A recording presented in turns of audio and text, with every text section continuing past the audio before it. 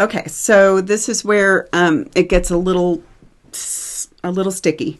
You can do this. It's just going to take a little practice. This is the process of hemostasis. It's not homeostasis. It's hemostasis, as in blood stability.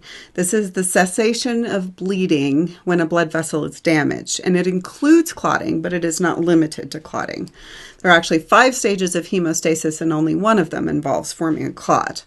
So just to introduce you to the terminology, the first stage, so if we imagine damaging a vessel, so if the blood was flowing this direction and I damaged the vessel right here, the first stage would be vasoconstriction. I need to kink the hose so that I don't lose the fluid. Okay, first stage. The second stage is when basically the platelets just gang up on the site. That's called platelet plug formation. It's not the same as a clot, but it often leads to the next stage, which is coagulation. That is the formation of a clot. But a clot is not just platelets. It's got this gummy, spiderwebby stuff called fibrin. That's a clot. Then after the clot has formed, what we're going to have to do is what we call clot retraction, in which the clot will pull the damaged edges of the vessel closer together. And then the last stage is getting rid of these fibers, which were made of fibrin, after we have fixed all of the damage. And that's called fibrinolysis. So there's 5 stages. Only one of them is actually really complicated, and that's the coagulation stage. So let's go through them.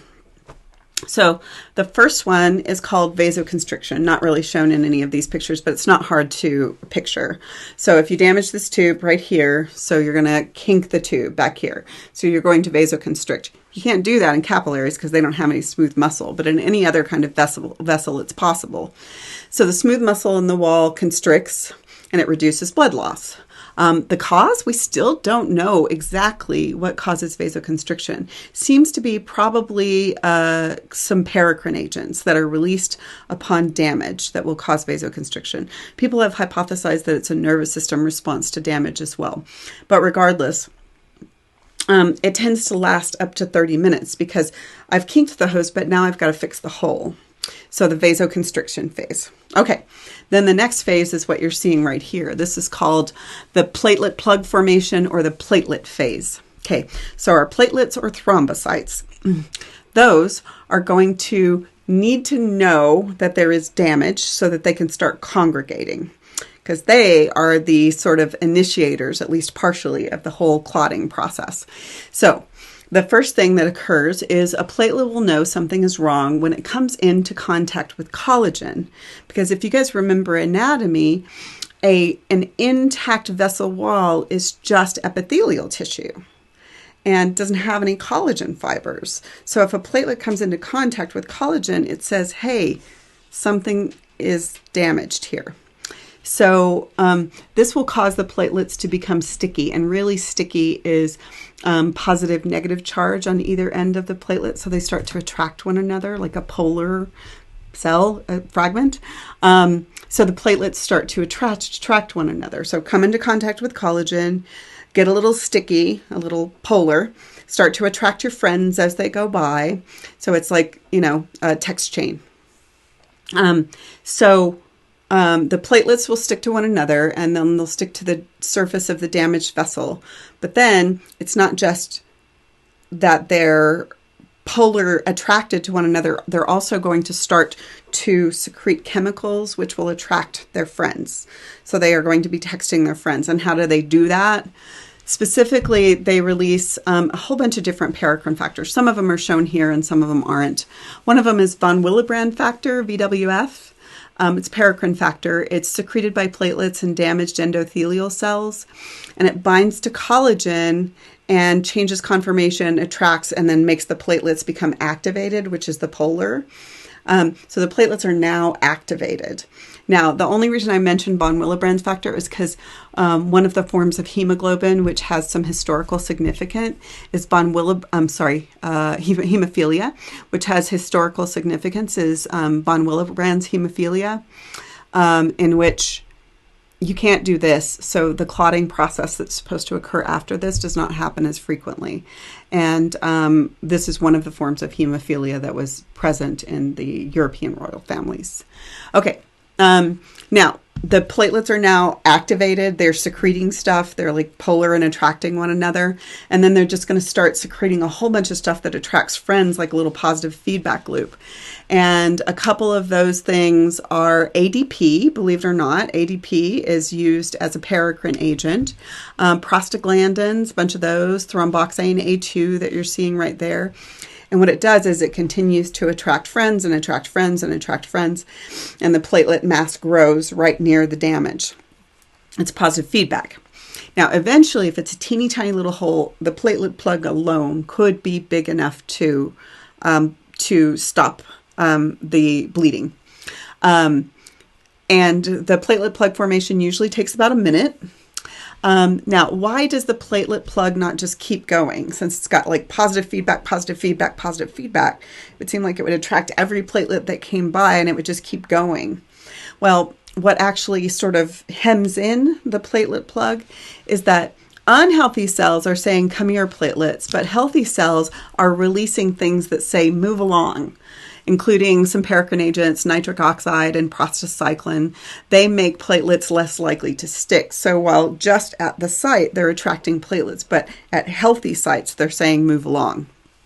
So now, importantly, the platelet plug is not the same as a clot, but often precedes a clot. So the clot is this thing right here. This is a platelet, but that's certainly not all this clot is composed of.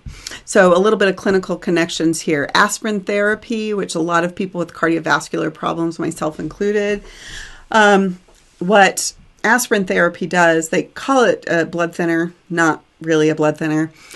Small amounts of aspirin daily interfere with prostaglandin synthesis, which was part of starting this whole process.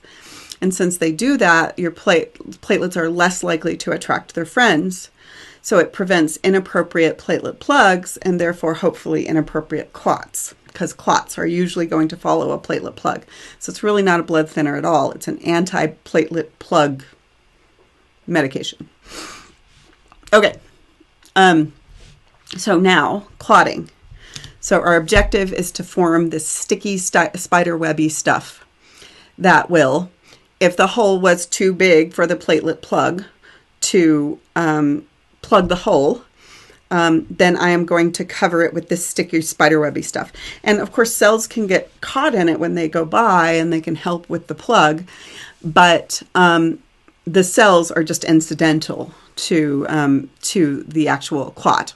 Okay, so clotting usually takes between 3 and 6 minutes. And I don't know if you've ever done this, it's kind of gross to think about, but if you bleed and the blood is like on a surface, what will happen is the blood will start to coagulate when you leave it still for a long time. And it actually forms a gel. So a gel is basically long filamentous proteins in some kind of solution, like Jell-O that hasn't completely hardened yet. So the gel is a network of these insoluble fibers of a protein called fibrin, in which the formed elements that were around got trapped. And then if you leave it out for a little while, the gel will shrink up, and then you'll have some yellow fluid around the outside. That yellow fluid is serum, which is basically the blood plasma minus the clotting proteins. So the clotting proteins and the formed elements get stuck in the Jell-O, and then the fluid that gets pushed out around the outside is the serum. So clotting is a cascade reaction, like a domino effect, involving a whole bunch of different factors. You will not memorize all the factors for me, but you will memorize the important points where things change, for instance. So it's sometimes called the coagulation cascade. And when you look at it initially, it seems really overwhelming, but I can simplify it for you. So this is the coagulation cascade. Don't freak out. You do not have to memorize this whole thing. There's going to be some important points that you memorize. So there's at least 13 different factors involved in the coagulation phase, but you're only responsible for the ones that are mentioned specifically in your notes. Okay? In addition, I want to tell you that even if you eventually do have to learn this completely in your career, it's not as complicated as it looks, because they're all represented by Roman numerals, but it doesn't have anything to do with the order that they work in. It's the order that they were found in, which is kind of annoying. But this is factor 12. They're present in an inactive form in the bloodstream, but when it's activated, it's 12A. This is 11, that's 11A. This is 9, that's 9A. So there are half as many as it originally looks like there are. And you don't have to memorize them all for me anyway. So many of the factors are present in the blood plasma all the time, but when they're activated, they get an A after them. Okay. So the other thing I want to show you is, before we get into the details, calcium is required so many times here. Calcium, calcium, calcium, calcium. Calcium is absolutely necessary for blood clotting, really all of the parts of blood clotting. And then one other thing. Blood clotting requires vitamin K in order for the liver to make this really important protein right here called prothrombin. And vitamin K is made by your natural flora that inhabit primarily your large intestine. It is a lipid-soluble vitamin. You need bile from the liver to absorb it. And so I need bile from the liver, and then I need the liver to make it. So the liver is all up in the organization of this stuff. The other thing that I want to talk about is vitamin K is made by a colonized intestine that has been eating food, for instance. Newborns haven't really been using their digestive tract that much, and certainly not for eating anything outside of their mom's bloodstream nutrients. So when they're first born, since they do not have the natural flora in their gut yet, they can't make this yet, which means that if they need a medical treatment or an intervention or something unfortunately happens to them, they were at really high risk of bleeding out, because this is the coagulation cascade and you have to make this fibrin. So they figured out that we could make vitamin K in the lab, and newborns in most places, when they are born with medical care, they have a vitamin K injection that will protect them during about the first 8 days of birth until their intestine is colonized enough to make their own vitamin K and therefore make their own prothrombin.